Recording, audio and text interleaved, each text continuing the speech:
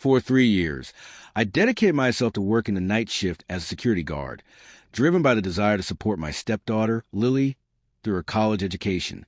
It was a challenging decision, but I believed in her potential and wanted to ensure she had every opportunity to succeed. However, my world came crashing down when she discovered my job and expressed her feelings in a way that felt like a punch to the gut. "I feel ashamed to invite you to my graduation because of your job, so I'm inviting my real father instead." Those words struck me deeply, and when my wife, Sarah, sided with her, I felt utterly betrayed, leading me to make the painful decision to cut them both out of my life and file for divorce. To provide some context, I married Sarah when Lily was just 10 years old. Her biological father, James, was mostly absent during her upbringing, making only sporadic appearances for birthdays and occasional outings. I embraced my role as a father wholeheartedly. I packed her lunches, helped with her homework, taught her how to ride a bike, and comforted her during her nightmares. When Lily received acceptance into her dream university, I knew my salary from the warehouse wouldn't be enough to cover her tuition.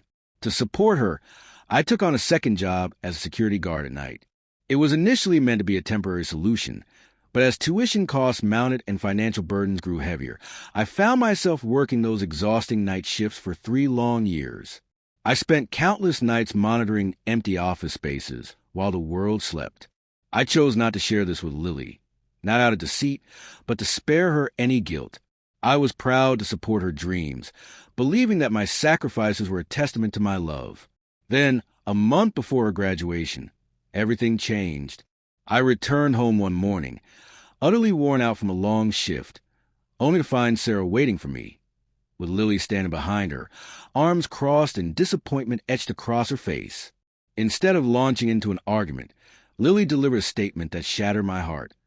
"I feel ashamed to invite you to my graduation because of your job." I had expected Sarah to leap to my defense, to acknowledge the sacrifices I'd made, but instead, she stood there, looking guilty and conflicted. When I confronted her about it, she explained that Lily didn't want to feel embarrassed on such an important day. In that moment, I felt completely heartbroken. I had given up my health and sleep for years, sacrificing so much, only to be told that my job rendered me unworthy of attending my stepdaughter's graduation. The thought of Lily wanting to replace me with a man who barely knew her felt like a betrayal that I couldn't bear.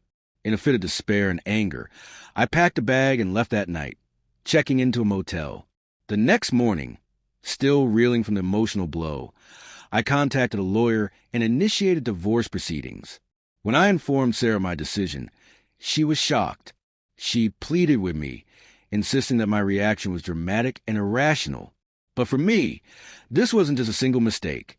It was a culmination of years of love and sacrifice dismissed as soon as I became inconvenient.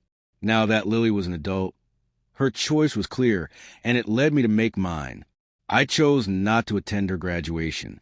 Instead, James showed up, appearing in photos with her, arm around her shoulder, as if it played a significant role in her life. Meanwhile, I was finalizing my divorce, determined to leave with my dignity intact. The initial pain of realizing I had been merely a placeholder in Lily's life was overwhelming.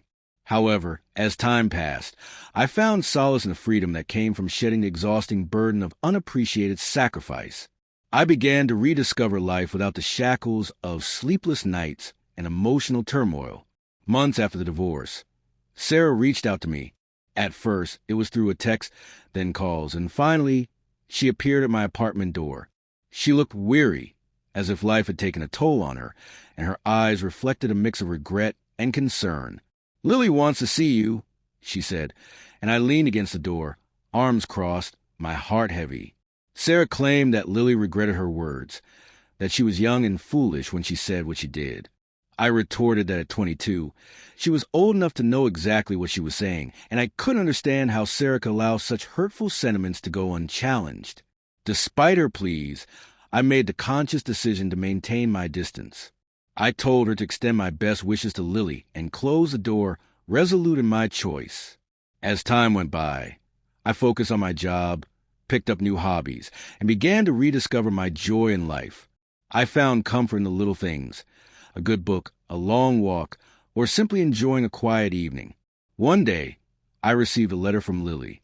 It was filled with apologies and explanations that I had longed to hear. She poured out her heart, confessing that James had vanished again after graduation, leaving her to face the reality of her choices alone. She acknowledged her past selfishness and cruelty, expressing deep remorse and a sincere desire for my forgiveness. I contemplated her letter for a long time. I felt a mix of emotions, sadness, anger, and a glimmer of hope. However, in the end, I decided not to respond, not out of hatred or desire for revenge, but because I had learned that sometimes walking away is the healthiest choice. I had invested so much into a relationship that was ultimately unappreciated, and it was time to prioritize my own well-being and happiness.